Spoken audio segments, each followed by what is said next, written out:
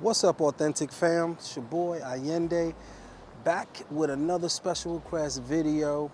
We're gonna talk a little bit about how to fully activate the quads and get the front of your leg fully working so that you can get some, good isolation movements on the quadriceps. But before we get into that, I'm just gonna go ahead and give you guys another tip because most guys have no idea how to prep for a leg workout, much like they have no idea how to prep for sex.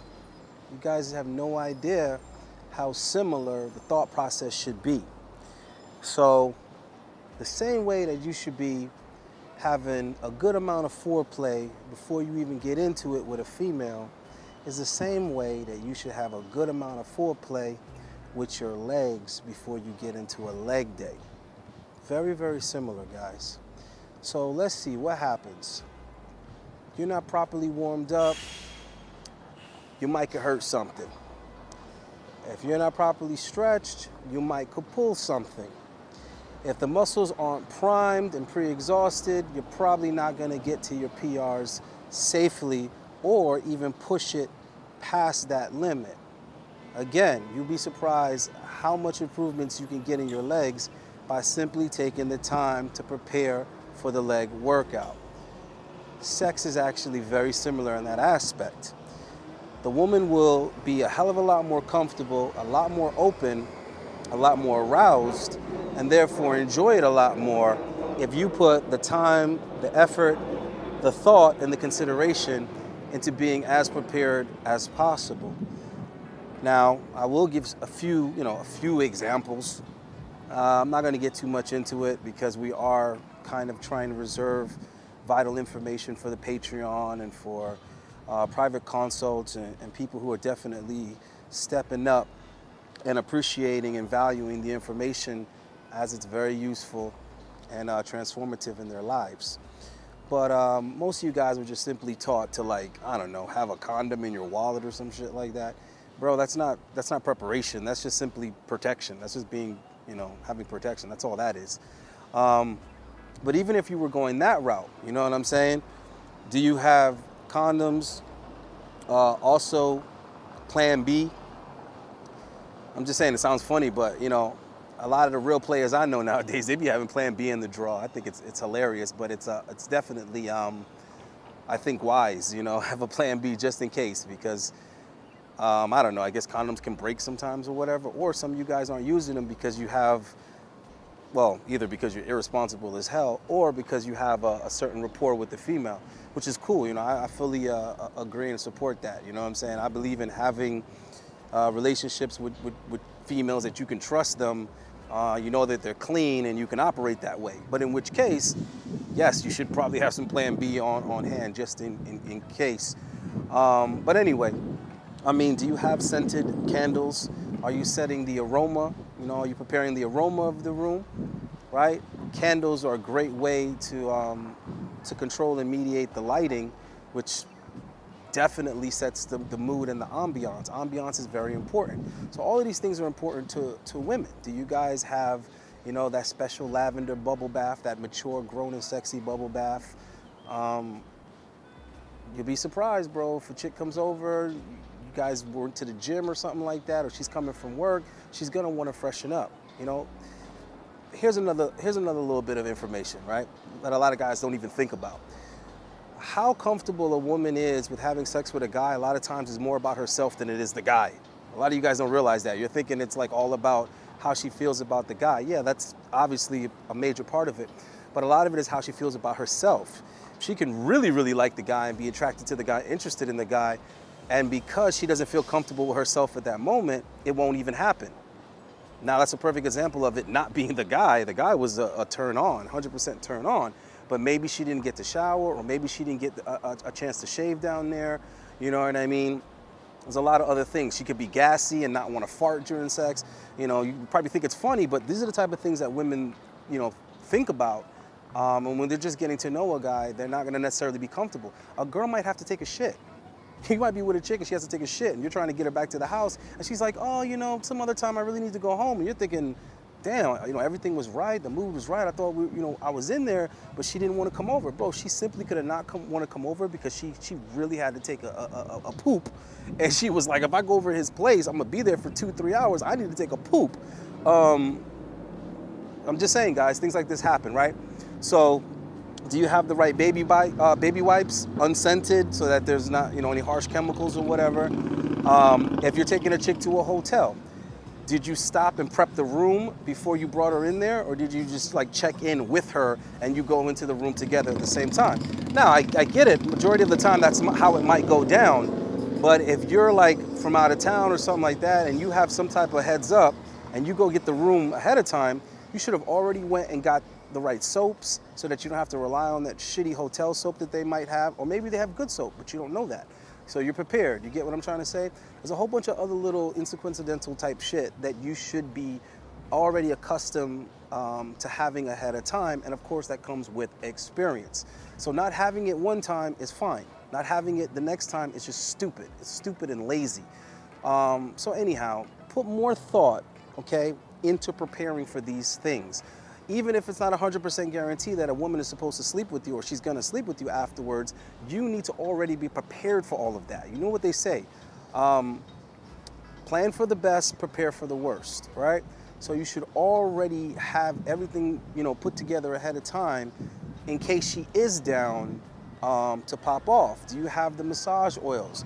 Maybe you need to give her a nice, soothing, sensual massage. Well, not maybe, you should, especially the first time, because like I said, guys, foreplay, it's all part of foreplay. So, okay, let me give you another little tip about how women differ from us. Women want to prolong good feelings and good experiences. So the more they like the guys, the more that they're going to want to prolong the whole occurrence or whatever. So if you have time, there's no reason to rush. Drag it out. You're gonna have your opportunity to ram in it like a bull. You're gonna get that opportunity later on into the sex. But in the beginning, you don't wanna come in all fast, hard, and strong. You wanna come in real slow, real subtle, real considerate, you know what I mean? And attend to all of her needs and all of her wants. And then on the other end, then it gets reciprocated. You get what I'm trying to say? So it doesn't matter if you're the best looking guy in the world or if you struggle. Either way, you have to cater to the pussy, bro. I'm telling you, if you want to get the best effect out of them, cater to the pussy. You're not. How are you a simp if foreplay doesn't make you a simp because you're already getting the pussy? So it's like you guys got to get these weird insecurities out of your head listening to the wrong guys, bro. You have to learn how to deal with a woman. I don't talk to Steve the Dean often. I don't know the guy that well, but that's one thing I definitely agree with him on, is the foreplay, marinating the pussy, seasoning the pussy, all of that type of stuff. But anyhow, for more information, more tips, more guidance, and all that other stuff, which I got plenty of, because I hear these clowns on social media and on YouTube blurting out body counts, bro. I can't blurt out a body count because I lost count a long time ago. And I'm telling you right now, #facts, when I lost count was after 1,000. So you do whatever you want with that. You can challenge me if you want. I can prove the math real easily. But at 40 years old, I passed 1,000 when I was in my early 30s. All right? And that's me being modest. So the point I'm making is not to brag about my body count. The point I'm making is I have the experience.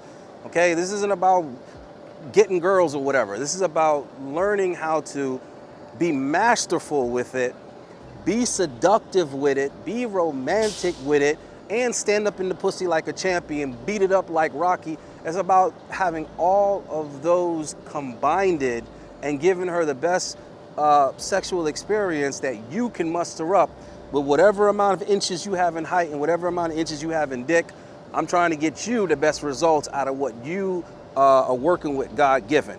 The rest is all up to you being smart, you being prepared, you being calculated, you being creative, you being able to take risk, and all of that type of shit, and finding your mojo, finding your inner Casanova or whatever, and bringing it out to the forefront and really giving women something that they're not getting enough of. All right, guys? So now let's just get into the leg workout, and I'm gonna show you how you prep, prepare, and warm up, stretch, the whole 9 yards to get your legs popping, or at least the front. We're focusing on the quads, so it's also gonna be very informative.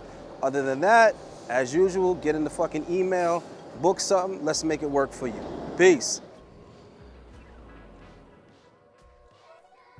All right, guys. Well, few would argue with cardio being a good way to warm up your legs before leg day training. But over my many years of experience, I've learned to take it to the next level by using the elliptical to warm up the entire leg by bending down, up again, down, and back up again, as a way to warm up all of the joints and moving parts in the leg and just get everything nice and primed and ready for some heavy, diligent lifting. So you can thank me for this one later. Be sure to go ahead and use it next time you're going to have a high volume leg day or any leg day in general. Guarantee you will increase the performance of your legs and you'll get a much better workout on it. All right, just trust me on it, guys.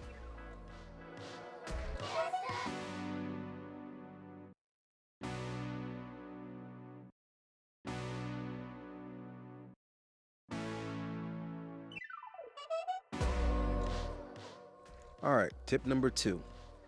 A common issue that I see as well as get asked about is improper squat form.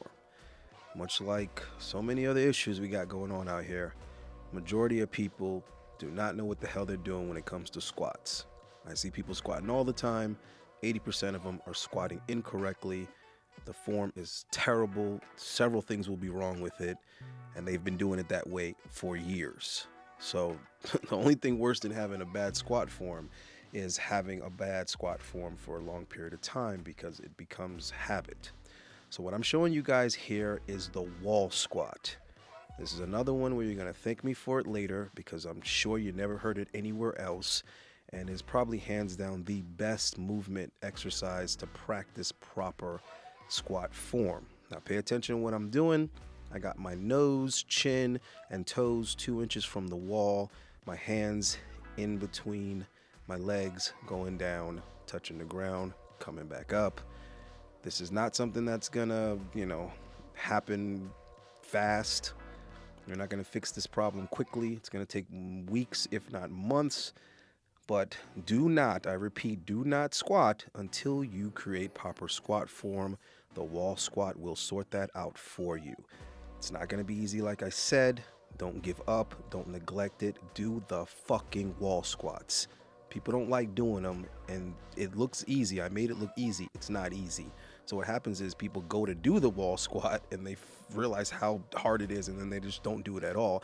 And then they continue with terrible squat form, which is why their legs don't develop, and they fuck their back up. I'm going to repeat this one more time. Do the fucking wall squats until you can do them properly. I don't care if it takes 5 months, guys.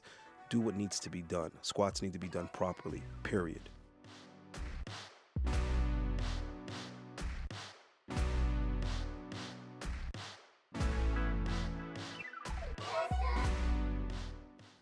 All right, guys, tip number 3. What I'm showing you here is how to warm up and incorporate the rectus femoris, which is that piece of muscle going down the center of your quad. Not the teardrop on the inside that everybody's familiar with, or the outer sweep on the other side that everybody's familiar with. Oh, this is the middle piece that people struggle to develop and also strengthen. It ties all the way up into your hip and comes down to the knee joint. But at the bottom, it's kind of overlaid by those two muscles, the teardrop and that outer sweep. All right, so this is another one where you're going to thank me for it later. I'm giving you extremely valuable tips here. Use it. It's going to make a huge difference in your leg development as well as functionality. Just pay attention, guys. All right, so you're going to give it like a good 2 to 4 sets. You're basically just trying to warm that muscle up so that it's engaged and incorporated in all of your other quadricep movements or even overall leg movements. Okay, that's the idea. When you warm up a smaller muscle that's neglected, it will be involved. Now, just right on to it, we're getting on to tip number 4, And what I'm showing you here is how to stretch the quad out. Another thing that's a common issue is guys have tight fascia in the quad muscles. I mean, you can have tight fascia anywhere in your body, but a lot of people have it in their quads. It was an issue for me, and that's just the thin layer of skin that goes over all of the muscles and encases them into one, being like the leg or being the quad. And when those pieces of skin are tight, you will have a problem seeing separation in your legs. So stretch, damn it, stretch. All right, now we're going on to tip number 5. Why am I in this position? Well, if you're familiar with the sissy squat, then you would also notice that people are able to move a hell of a lot less weight in a sissy squat. In fact, most people just sissy squat their own body weight if they can even properly perform a sissy squat, as it's a very complicated movement. Yes, a complicated movement with no weight whatsoever. Okay, and the reason for that is there is no assistance coming from the hamstring or the glute, or probably very little hip flexors. There's like nothing really helping you out when you do a sissy squat. It's all quad, which is why it becomes very difficult, because the quadricep is working on its own. Now, the reason why I'm sitting in this position is because I'm putting myself in a position that's basically simulating a sissy squat, and it's taking out everything else that would help the quad or assist the quad in the leg extension, forcing me to use not only just my quad, but my entire quad. In other words, just do it. All right, now we're moving on to, I guess, what would be tip number 6. And the reason why I have this seat underneath me is because this workout, I'm focusing on quads, which means I don't want to go lower than 90 degrees, because then I would be engaging my hamstrings and my glutes and some other things that I don't want to necessarily work or focus on. I want all of this weight to be on my quadricep, but still be able to get out of the block with ease, or relative ease. All right, so I don't know why you see other people putting a seat under them. A lot of them because they're trying to, I don't know, do some type of crutch or some type of help or assistance or whatever. But you see me with a seat there, it's because I'm focusing on quads. If I was working my entire leg or trying to focus on glutes and hams, trust me, I would be going ass to the grass. All right, so again, there goes another tip. If you're focusing on just the quads, which I do, I don't work my legs entirely. I work quadriceps by themselves, I work hamstrings by themselves, I work glutes by themselves, and I work calves by themselves. Isolation is the name of the game in bodybuilding. That's how we enlarge certain areas or develop certain areas. Primarily over others, we isolate. All right. So this is the last thing. It's not another tip. It's the same tip all over again. You will see me using the leg press to overload on quads, but you will also notice that I am not going past 90 degrees for the pre-explained reason. All right, guys. So that's about it for today. That's hella leg game for you, especially quad game. Like I said, do not neglect the warm-up, you lazy fuckers. At least 20 minutes. Another thing is, do the damn wall squats. I don't care if they're boring. I don't care if they're hard. I don't care if you can't balance. All of those prove why you need to be doing it. If you can't perform wall squats with ease, then you need to be doing wall squats until you can. It's pointless to be over here trying to add weight to squats and you don't squat properly. This shit really irritates me. You can hear it in my voice. There's so many guys that are just like setting themselves back with this stupid ass logic. If you're not doing something right in the first place, why would you add more weight? It's retarded. If you can't even get good results with a girl that's a 6, why would you be even trying to talk to girls that are 9s? You guys got to deal with one thing at a time. There's levels to this shit.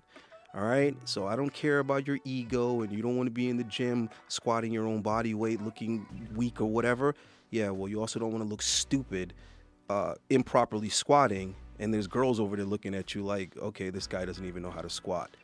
And then what happens when you hurt yourself? Exactly. All right, do what you need to do, guys. I'm out of here.